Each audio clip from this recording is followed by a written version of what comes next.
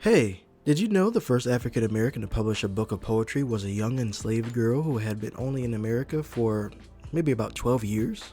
Born in West Africa around 1753, Phillis Wheatley was sold into slavery at the age of 7 or 8, brought to Boston, where she was purchased by the Wheatley family. Her first name came from the slave ship that carried her across the Atlantic, a vessel called the Phillis. Rather than keeping her in domestic service, the Wheatleys educated her, and within less than 2 years, Phillis had mastered English and then went on to learn Greek and Italian.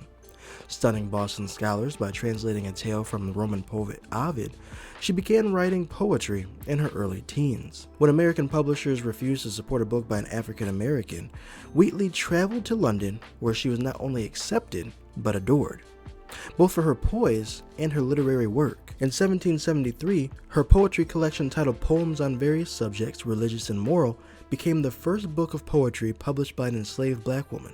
George Washington himself wrote her a letter praising her genius after she dedicated a poem to him. To prove her work was truly her own, Phillis was brought before a panel of 18 prominent Boston men, including John Hancock, who examined and questioned her before agreeing to sign a letter confirming she had written the poems herself. For Phillis Wheatley, poetry wasn't just an art form. It was the tool that she used to prove to the world that an enslaved African woman can possess one of the greatest minds of her generation.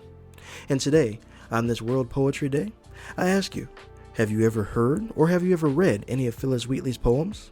Let me know in the comments.